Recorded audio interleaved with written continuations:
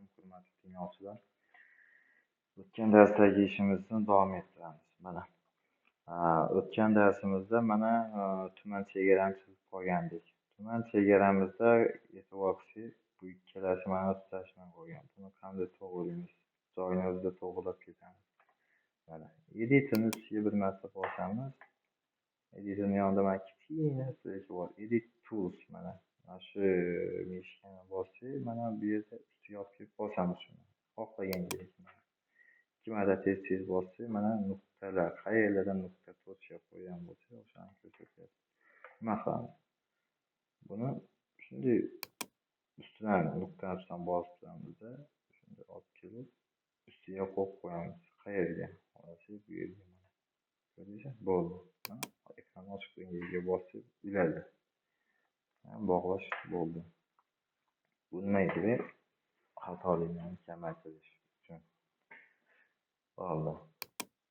Endi biza nuqtali elementlar bilan ishlashni ko'ramiz. Nuqtali elementlarda mana nima bo'lsin? Men quduq deganman. Ko'ramiz quduqda nima berilgan. Quduq mana shartli belgisiga o'tamiz. Quduqda ko'k nuqta berilgan. Mana kartamizda nimalar tasvirlangan? Dumaloq ko'k. Kartamizda qayerda bor ekan?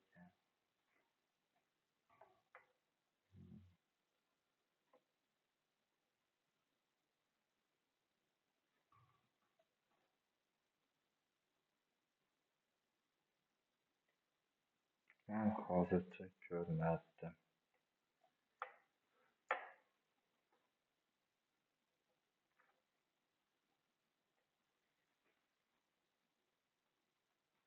Kartani ichidan qarasak,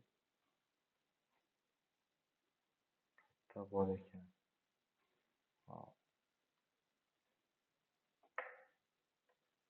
Hozircha men ko'rganim mana bitta bor edi. Boshlaymiz.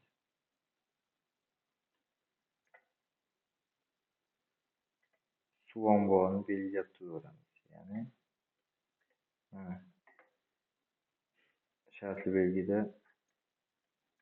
suv ombori mana boshlaydigan kelmaydigan suv ombori, ya'ni ikkita masofaviy suv omborini belgilab turamiz. Xo'p, qaraymiz. Sizlar lekin o'zingiznikini qo'ysangiz maqsadga muvofiq bo'ladi. Mana bitta nuqta qo'ydik, to'sgandan qo'ydik. Yana qayerda bor? Mana bu yerda buloq bor ekan. Bu yerda mana davlat geologik balandlik tarmoqlari dengiz sathida metr balandlikda turganini ko'rsatish uchun o'sha berilgan. Nuqta.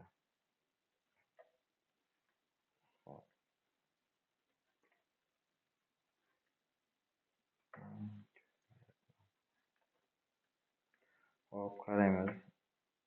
Hozir vaqtni o'tkazish shart emas. Mana nuqtalar bilan ishlash. Mana xohlagan yeringizni o'sha topasiz agar bo'lsa, nuqtalarni qo'yib chiqasiz. Misol uchun bo'lishi mumkin. Dengiz sathidan balandligi 2820 bo'lgan metr bo'lgan nuqtani balandligi yozilgan. Shuni ustiga bosdik. Bo'ldi. O'zimiz qo'ygan. Bo'ldi. Endi yana nima bo'ldi? Ko'l. Ya'ni bu poligon formatda. Mana ustiga bossak, poligon avtomatik chiqyapti bu yerda. Poligonda nima qilinadi? Poligonda har bitta o'sha tumanlarni yo viloyatlarni, suv omborlari va shunga o'xshagan hokazo elementlarni tasvirlashingiz bo'ladi. Ya'ni ma'lum bir maydonga ega bo'lgan. Men hozir qizaman. Ko'lni ustiga bossam poligonda avtomatik mana bunday chizib qo'yiladi. Ya'ni ikkita nuqtada uzilishga ega bo'ladi. Mana qaraymiz. O'sha biz chizib qo'yganmiz ustidan chiqayapti.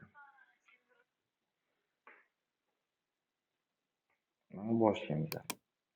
Biz hozir bitta mana chizib chiqadigan bo'lsak, xatolik bo'lib qolishi mumkin. Ko'ryapsan?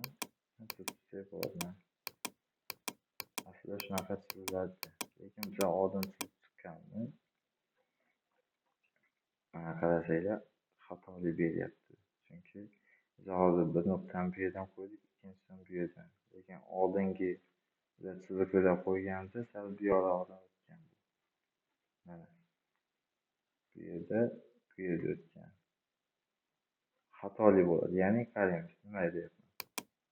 Oxirida mana shu yerda bossak, bizlarda bu respublika chegara ko'rsatib qo'ygan, mana ustiga chiziqni ustiga qo'ysa, bu yerda esa mana ko'l, poligon. Bu xato bo'lib ketdi bizlarda. Maydon xatoligi yoki topologiya desak ham bo'ladi, xatolik bo'ladi. Buni to'g'rilash kerak. To'g'rilash uchun deletni bosamiz. Oxirgi elementni o'chirdik.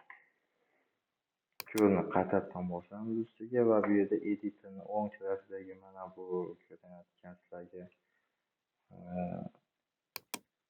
buyruqlarni o'zgartiramiz. Mana eslaringizda bo'lsa o'tgan darsda o'sha oldin chizilgan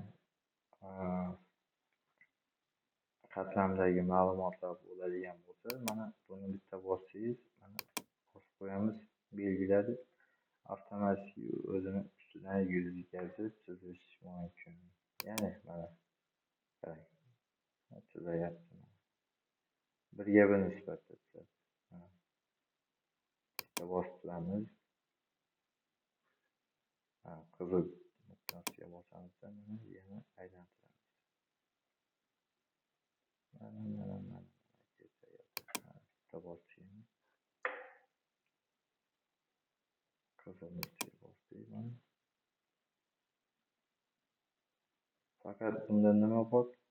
Agar oldin chizgan bo'lsak, shundagina bu narsani ishlatsak bo'ladi. Ya'ni hozir ko'rsataman sizlarga. Yo'q, xato ketib qoldi.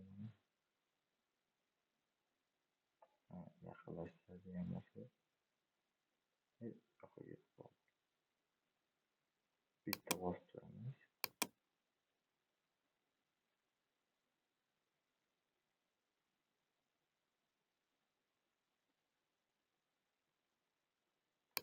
Bosib turdik. Mana belgilayapti.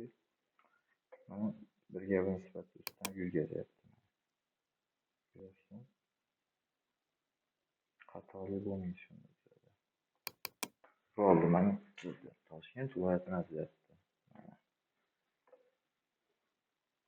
Ekranni ochiq joyda ko'rsatadigan bo'lsam sizlarga mana bunaqa ishlasangizlar bo'ladi. Mana ko'lni bosgan bo'lsak, poligonda avtomatik tanlaydi.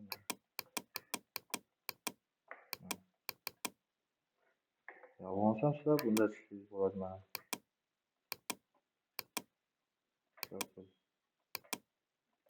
aylanib mana flash boyagi aytganlarim bular. Xuddi shunaqa elementlarni chizsangiz bo'ladi bunda. O'chirib tashlaymiz buni. Mana o'tgan bo'lsa, buni belgilaymiz.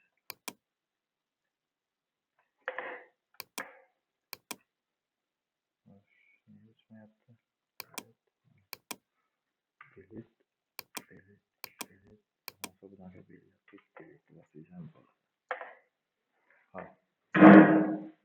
Buni sal shaffoflashtiramiz, ya'ni mana ko'lni ustiga bu yerda poligon formatda o'rganish, mana shartli berishni ustiga bossak, mana bu yerda bir nechta komponentlar, ya'ni elementlar bor.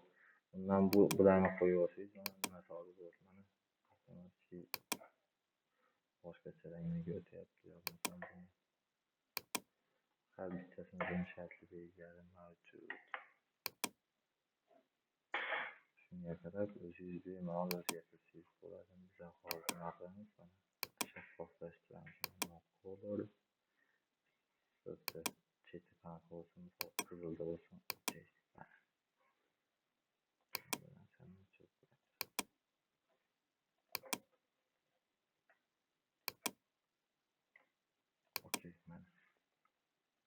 Shu bilan darsimiz tugadi.